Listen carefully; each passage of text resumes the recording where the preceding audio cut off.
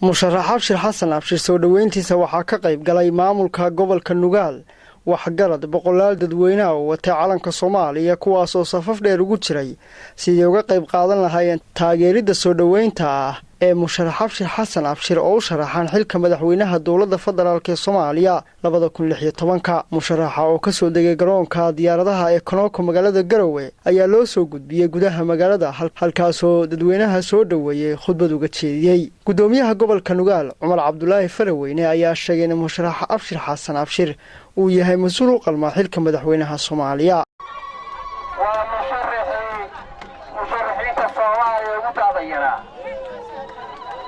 haddana wuxuu ahaa safiirkiisa fikraha Soomaaliya ugu daawayaa intaas wuxuu ahaa xildhibaanada Soomaaliya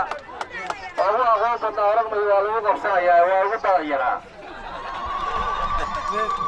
intaasoo darajo wuxuu ku gaaray taageerada shacabka iyo kartidiisa maantana waa musharax u taagan xilka madaxweynaha Soomaaliya oo doorashada foodeena ku soo haysta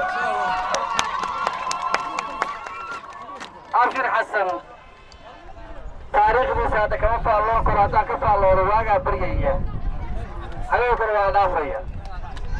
Abshir marka waa dhalinyara waa aqoonyahan wuxuu ka soo jeedaa qoys tali jiray Soomaaliyana talada wax badan ku lahaa beriyaha kale waxayna wareerisay kuwo intay macallimiin ahaayeen madaxweyne ka bilaabay oo Soomaaliya oo dhan luqmihiisa u xiray Abshir waxaa rajeynaya inuu noqon doono kii luqmaha ka furi lahaa warta saas oo maahan musharax Abshir Xasan Abshir oo kelmadaha hadalah u jeediyay shacabkii soo dhaweeyay ayaa uga mahadceliyay sida kaliya laabta ay uga qayb qaateen soo dhaweyntiisa musharaxuna wuxuu intaa raaciyay in haddii xilka madaxweynaha Soomaaliya ku guuleysto inuu dalka wax badan ka qaban doono meesha waxaan u soo istaagay waa sida uu idin sheegay gudoomiyaha waxaan ahay ninka ugu da'da yar ee madaxweynaha Soomaaliya u soo istaagay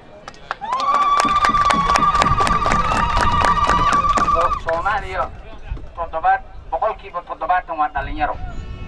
da'doodu waxay u dhaxaysaa 40 ilaa 20 inta u dhaxaysa waa dhalinyaro marka waxaan qabaa inay dhalinyarada loo dhiibay inay habboon tahay anigu waxaan ku dadaalayaa dib u heshiisiintaan ku dadaalayaa anigu waxaan ku dhashay magaalada Muqdisho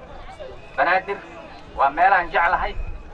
dadkeedu qaraabo aanu nahay ballan waxaan qaadayaa Muqdisho iyo Garowe inaan isku xiro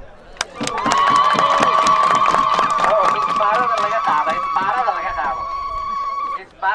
isbaara la dhigta dad baa isbaara dhigta anigu waa ka qaadayaa marka waxa kale oo anigu aan xoog saaraya sidii ciidamada dowladda Soomaaliya iyo kuwa Puntland lacagta bil kasta loo siin lahaa mushaarkooda oo ay ku mutaysteen xalaasha loo siin lahaa bil kasta